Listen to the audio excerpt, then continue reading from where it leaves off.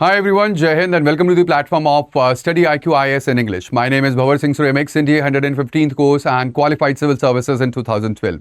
Now over here I have been teaching and mentoring and guiding the students and the aspirants of the civil services since 2013. So you can see that with the vivid experience that I bring to the table, that my experience will count and ultimately this will provide you with a complete roadmap if you are going to appear for the UPSC in 2027. Now, first of all, I would like to congratulate every one of you who had made to the Prelims 2026.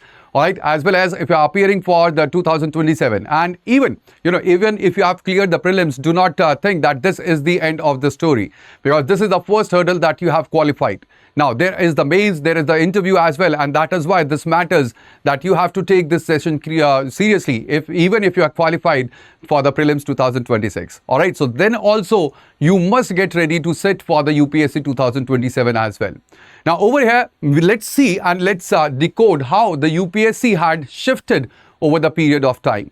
Now, there is the classical approach that the UPSC was taking, and this was till 2023. Now, over here, you will see that there was the academic subject which were, asked in the separation. All right, the history was separate, the ethics was separate, and everything was separated. And there was the surface concept definition that were being asked. You do not have to deep dive or you have to dig into the subject and the concepts as well. There was rote fact memorization, and ultimately that have led to most of the people to qualify the prelims and the examination as well. Now, there was the rule-based elimination that could be used easily. There were the elimination techniques, and you could have used those elimination techniques in the UPSC prelims. But now, after 2024, or right from 2024, you can see that there had been a shift in the paradigm. And over here, now you can see that there is cross-domain convergence that you will find in the UPSC examination. There is also the practical operational depth that is required. That is, you do not have to just study, but you have to see the application part as well.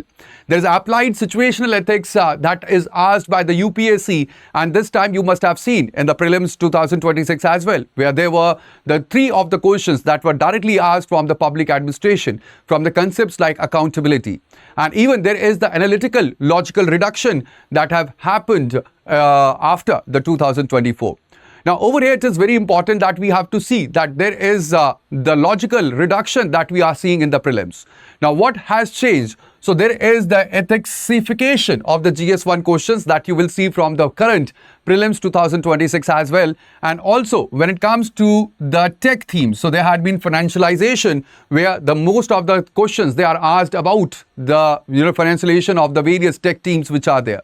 Also, there is multi-statement and the paired options formats which had been asked, and ultimately during the prelims 2026, you must have seen that what had happened.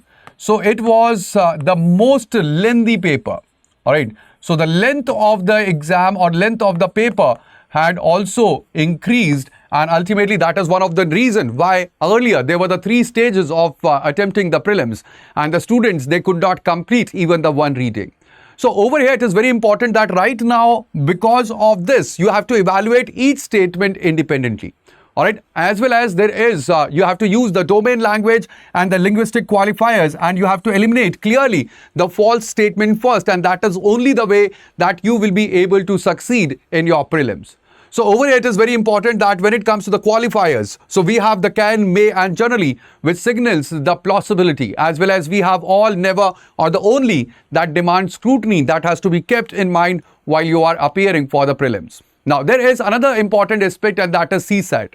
Now, generally what happens is that the aspirants, they think that, okay, I will prepare for the CSAT in the last 2 months. All right, or maybe I will prepare in just 1 month. Now, this is very important that when it comes to CSAT, you have to build your foundation over the numerical ability. That is the number system, the divisibility, as well as permutation. That is the probability. At the same time, you have to develop the reading habit. Now, this is very important because it is not just about CSAT. It is about your GS paper 1 as well. Because I told you that when it comes to the prelims, you must have seen and analyzed the prelims 2026, which is all about reading between the lines and reading the lengthy paragraphs. So this is very important because ultimately when you develop the reading, just go to the philosophy or the economic articles, and that will increase your reading skills. Then you have to practice the scenarios as well, like for example, decision making, also communication and ethics as well. Now, most of the students, they have, what they did was, because the communication was not asked previously for so many of the years. So they have, skipped the communication part when it comes to the CSAT. And ultimately, that is where the UPSC have striked this time. Now, it is very important that you have to allocate 45 minutes daily. I'm not asking you to devote many of time for CSAT. You just have to devote 45 minutes daily, and it cannot be crammed in the final weeks. That is what you have to remember. The consistent practice is very important for your development of the skills in reasoning, for reading, and even for the communication scenarios. That is very, very important, and this is non-negotiable. Now, coming to the mains perspective, I'm not just talking about prelims, all right? So, prelims is the first hurdle. But when it comes to a mains perspective, always remember that there is the interdisciplinary scenario or the synergy that is required. And over here, you have to connect the static concepts with the current affairs, which overlaps domain. Like, for example, anything that happens in agriculture, that overlaps with economy. So whether it is MSP policy, the food security, or the rural distress, that all connects to each other. Like, for example, when it comes to El Nino. Now, El Nino is a geographical phenomena, but at the same time, it will impact the agriculture, and then it will impact the economy. So ultimately, there has to be, what you need to do is that you need to approach the interdisciplinary approach while you are studying anything, and you have to interconnect dots. That is very, very important.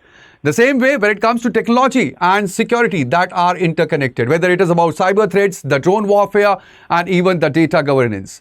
Then the environment gets connected to the policy, and over here we are talking about the climate finance, the biodiversity treaties, and as well as the green transitions that we are talking about, especially after the West Asian crisis that we have seen, right? And there has to be a daily routine where you have to analyze the policies, you have to draft the answer, and you have to build the summaries as well, and that is important for your mains GS from paper 1 to paper 3. But when it comes to the GS paper 4, so you have to target that you will get more than 115 marks. Now, this is because right now what you are doing is we are just using the cliche templates with a balanced, we have to replace this with a proper balanced as well as legally grounded reasoning, where remember that this is the stride format or the framework that I'm talking about, where you have to map all the facts and the context. That is, you have to analyze the situation that is being asked. At the same time, you have to identify the core ethical conflict, and that is the tension that is involved. Then you have to analyze all the affected parties, that is all the relevant stakeholders which are there. And ultimately, there is inventory of the options. That is where you have to list the realistic as well as lawful options that are there. And ultimately, you have to decide and execute, where you have to justify clearly with an action plan that what you will be taking. Now, when it comes for the 20-mark case studies, it is very important that you have to cover every of the stakeholder, avoid any kind of moralizing, and even you have to demonstrate your administrative realism. That is very, very important. And that is the idea for your GS paper 4. Then comes the essay. It is very important. Now, when it comes to essay, it is again the art of writing the essay, where you have to, you have to go through the abstract themes, because they demand the structural coherence that should be there. So this is not a dump of information, and always use the peel paragraph model, where you have to write one full essay weekly. Please remember that it should be weekly, where you have to break any abstract quotes into social, political, ethical, and the administrative dimension as well. Now, peel framework is where you have points, you have the explanation, then evidence, and then linkage as well to the various aspects which are there. All right, so that is the peel framework that you can use for your essay, for your essay writing. Now, when it comes to the foundation of your rank, it is your optional subject. All right, this is very, very important, because this is what we are talking about, 500 marks. Now, when it comes to GS, in GS, you will get the average marks. All right, no matter how good you will write in your GS, subjects. So ultimately, there what happens is that there is the average mark that is provided. All right. At the same time, when it comes to your optional, if you do well, you can even score more than 300 marks. All right. So this is the largest or the single largest scoring opportunity that you get in the entire examination of your mains. Now, you have to dedicate at least 3 hours daily for the optional preparation. And over here, you have to prioritize the conceptual depth over the coverage that we do, generally. So you do not have to cover everything. All right. First, just know about it and develop that conceptual knowledge that is very important for the complete UPSC preparation. Now over here, this is all about the three-stage cycle of the UPSC examination. We have stage 1 where we have the preliminary examination, where we have GS1, which is about analytical and the applied concept. And then we have the CSAT, that is where you will find maths, logical reasoning and the communication. Then comes the stage 2, that is where you have 9 papers that includes essay, GS paper 1 to paper 4, then you have optional and the language paper as well. Now the total marks over here, you'll find that is very important because this is the way, or this is the region that will decide your success. And ultimately, if you clear the stage 2, that means you are in the top nearly about 2,000 of the candidates. Now comes the stage 3, that is the personality test, where you have 275 marks which has been decided. Now this is very important because if you clear your mains, it is very important that you prepare your DF very well, and as well as you give the mock interviews so that your chances of selection that increases and your way of speaking also gets improved. Now over here, it is very important that when it comes to the things that you need to do, so always remember to read national newspaper daily, and I will suggest you the Hindu. Now over here, do not rely on the current affairs video recaps. That is very, very important when it comes to the preparation of the current affairs. All right. Also, you can join me at 9:30 a.m. every day. We do the complete the Hindu analysis, whatever the news is related to UPSC. No junk news, nothing extra that we cover. And we do the complete analysis, in the multidimensional aspect, that how it will relate to the political scenario, how it will relate to the social scenario, and everything that we cover in that session. So it is very important that you browse through the complete daily analysis that we do for the Hindu on the channel. Then you have to master the maths fundamentals early, because that is very important for your CSAT. All right, and if you are delaying your CSAT preparation until spring, so then it is again a problem. That is, you delay it till your you are delaying it till March, April, so that is again a problem. And ultimately develop the original answer styles. That is very, very important. Do not copy someone. All right, do not copy someone. I am again telling you, there are lots of things that you will find in the market in the form of PDFs, in the form of books, but till the time you do not develop your own thinking. This is all about thinking. All right, this is about your aptitude, that you are right fit for being the administrator of the country. Now, if you do not have that aptitude, if you do not have that thinking level, then again, that is where you need to work upon, and do not copy any of the answer templates. Also, analyze your conceptual errors. That is very, very important, because this is where the UPSC is targeting the aspirants. All right, it is asking for the conceptual clarity. Do not focus only on the mock scores or the facts which are there. So this is very important if you want to clear the civil services in 2027. So these are the things that you have to understand. Now over here, as a seasoned faculty for the civil services, let me tell you that when it comes to the civil services, it is all about developing the mindset and the integrity of an administrator throughout your preparation. And that is why I take for the optional public administration, because public administration builds that aptitude into yourself.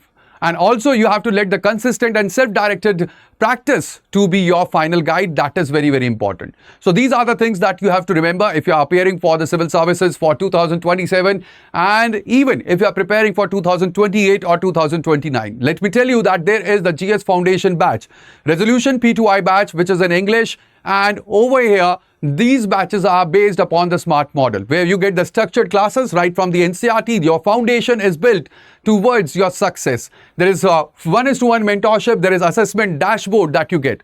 Now, this assessment dashboard is very important because it lets you know about your peer ranking. That is where you rank among the students which are preparing alongside with you.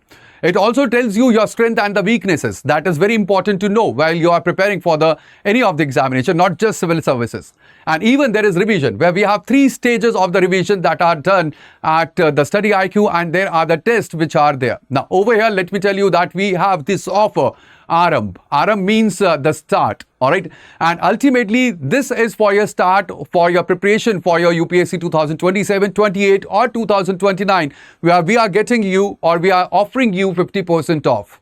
Now, this is a very limited offer. Let me tell you that the offer is ending on 18th of June. So you have to enroll before that, and not just enroll before that, you have to not wait for the another time, because ultimately this is a limited offer and this could be pulled back earlier as well.